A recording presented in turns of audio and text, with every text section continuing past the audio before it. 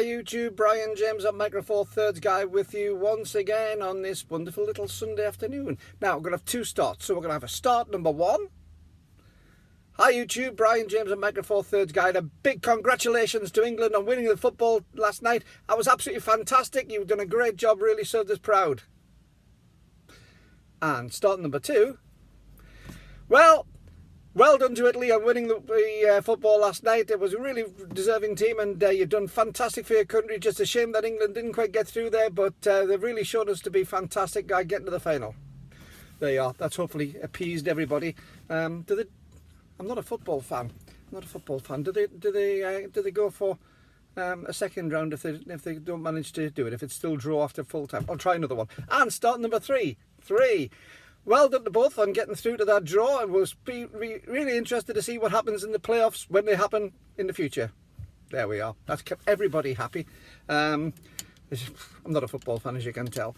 Right, good afternoon. It is Sunday as I'm recording this, but it'll probably be after the football's finished when you watch it. So there's a little start for everybody on that one. Now to the real reason I'm on today. About 2 years ago, I sat down with a colleague of mine, another photographer, over a cup of coffee, and we sat and ploughed out what would make the ideal camera in this modern day, because the advancement of camera phones, when we looked at camera phones, they've got multiple lenses on the back. Some of them have got huge, great big lenses sticking out the back of them, add-ons, but they are all compromised. Everything's done electronically, and we don't have the ability to fit different lenses easily to camera phones. And camera phones do a fantastic job. They've really taken it so that we're in a different league photography wise. Someone was telling me there's more photographs taken in 1 year now than had been in the whole of photography's history up until about 2015 or 16, something ridiculous like that. And that's happening each year, and it's going up exponentially. People now have the access to cameras in the pocket 24/7, and that was just unheard of. I got asked online the other day if I had some photographs of where I used to work in the Air Force, and apart from it being a security issue taking the camera in, you didn't normally carry a camera around with you. It wasn't one of those things you just carried everywhere. The camera was something you took out as a specific thing to do a specific job on. If you're taking it on your holiday or something, but most of the time the camera didn't go with you. They were too big and too bulky. Well, that's changed with the mobile phone. So we had a conversation about 2 years ago. We sat over a cup of coffee at a local coffee house. We said, well, what would constitute the ideal camera for somebody in this day and age? And we said, well, we'd want removable lenses, we'd want replaceable lenses, so you can actually have the full range of optical lenses rather than electronic alteration on the lenses. And you'll have seen on my other videos, obviously with the Micro Four Thirds sort of side of things, that I really do like the Micro Four Thirds system because of its size and weight. But of course, it's still much bigger than a camera phone. So we said that something akin to a super Micro Four Thirds system, where you've got the ability to use a camera phone, but have those replaceable lenses, so you've got the full range of optics, of really good quality optics. And that got us talking a little bit. Some of the other shortfalls that we found, even though the modern cameras really are quite good insofar as interconnectivity with Bluetooth and Wi-Fi, they're still not easy. I'm an electronics engineer originally, and I find that cameras aren't easy to set up. I used to design network systems, so I understand how Wi-Fi systems work and networking systems work, and even then, looking through the manuals on most of the cameras, I find them a little bit bland and a little bit awkward, and to tell you the truth, I can't be bothered delving into how to connect them up properly. I've got my own connection methods, but that usually means taking over, using the camera as an access point and putting your iPad or your phone to connect onto that. Now, that's not the ideal for being able to instantly upload photographs, and one of the things with the camera phone, and what's made it really, really popular, is you can take a photograph from inside the app, upload it straight off, no hassle, no messing about, it's just done, dusted, and there we go. So we both said we'd like to have far better connectivity, and effectively what we said is, wouldn't it be great if you could have the front end of a Micro Four Thirds camera, the the lens control and everything like that built into the mechanics as it is at the moment. But actually tie that up, instead of the displaying things on the back as being a camera, actually have it so that it was interfaced to your phone. And if you could slot your phone, your iPhone or your Android phone into the back, it's got the processing power. It's got amazing sort of processing power in mobile phones these days. It's got the processing power, it's got the display, it's got the internet connectivity, it's got the applications that you can actually go, so you could actually use something like Facebook and go straight through from Facebook and take a photograph in the app through your Micro Four Thirds camera and have it directly onto there. And we both decided that would be a good idea. Obviously not on the market, obviously nobody was doing it. And then I was looking through some online stuff yesterday and I found this, which is the Yongnuo. And I'm knocked out by it, absolutely knocked out by the Yongnuo. Now I'm going to try and find, I've got a photograph that I took yesterday, a screen dump I took yesterday, so I'm going to try and find it as we're talking. But I found this was absolutely amazing.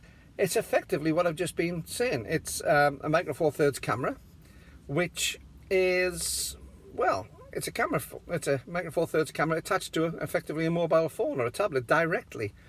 And I thought this was a super idea, I really did. I thought this was just what we'd been describing a year or so back. And so, let's see if I can find some of the specs on this. This is really interesting. So it's a 20 megapixel sensor, great.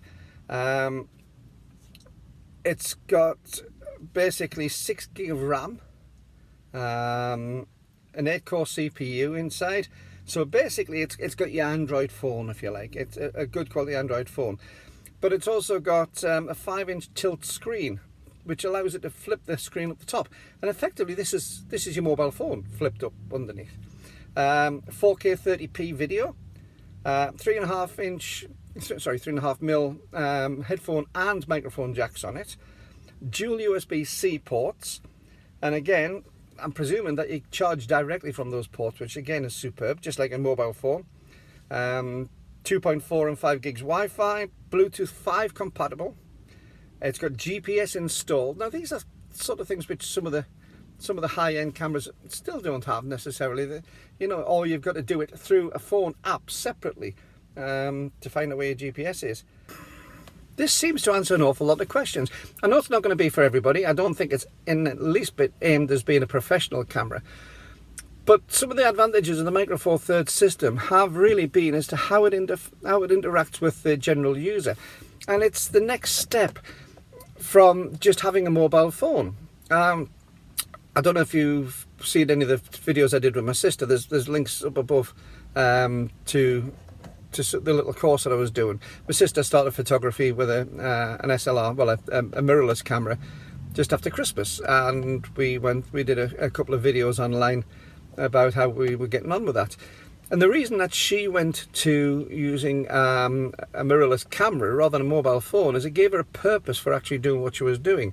She was taking photographs on a mobile phone before and getting pleasure from it, but having an actual camera gave the pleasure, gave the purpose to do it. So what do you think? I'm really quite impressed with this. It answers an awful lot of the questions which we were posing, and it's almost as if they listened to our conversation a couple of years ago and thought that's a good idea and let's incorporate it. Yongnuo aren't the biggest name in photography. They're seen as very much a budget Chinese end of photography, but I've actually done videos. I've used Yongnuo triggers and flashes. There's a link to a review I did on Yongnuo triggers and flashes up above. I've used them for some time, and although they are cheap and cheerful, they seem to be really solid, good bits of kit. The lenses are getting some really good reviews these days from people. I haven't reviewed one myself yet, I must admit. I haven't touched any of the lenses, so I'm very much open to the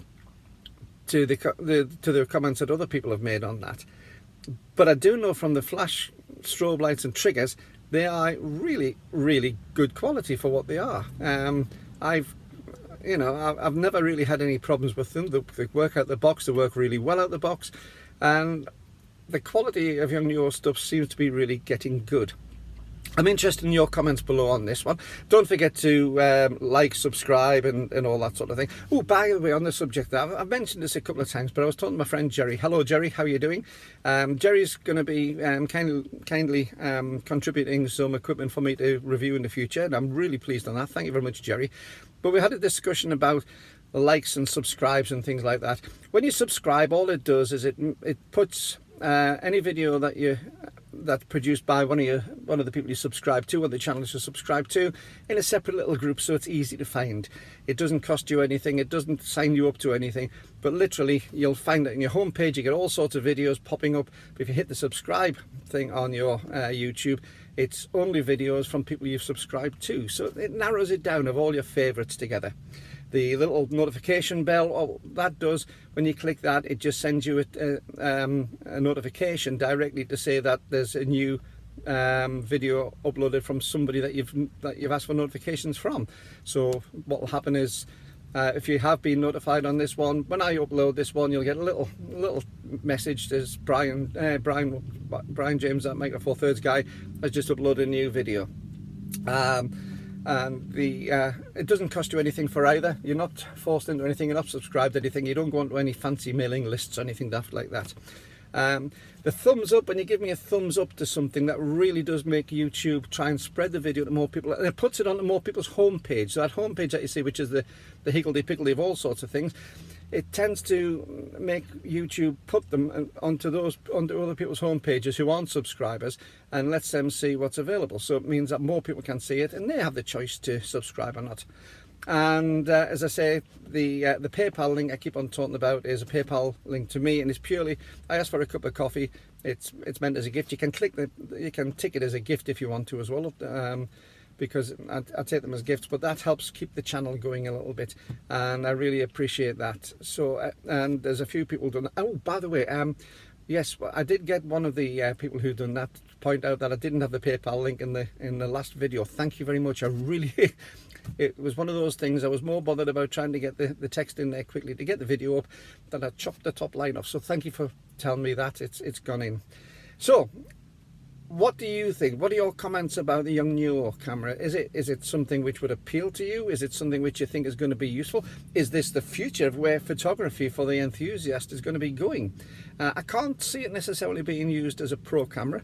I can't see the advantages from a pro camera point of view, but I can certainly see it for somebody who's an enthusiastic amateur who wants to make that move from camera phones but wants to keep all the connectability. I say it's not a pro camera, but if you are doing professional blogging and vlogging of some description, maybe it is the ideal. Maybe it is the pro camera for you if you're using that as your profession. Again, let me know. Does it make your life much easier, or does it make it harder? So there we are. Whatever happens in the football tonight, I hope you're pleased and happy. I know that 50% won't be very happy about the result, whichever way it goes, but enjoy your match anyway. And this is Brian James, a Micro Four Thirds guy, saying until the next time, keep taking photographs, keep taking your camera out, and keep on enjoying your photography. See you soon. Bye bye.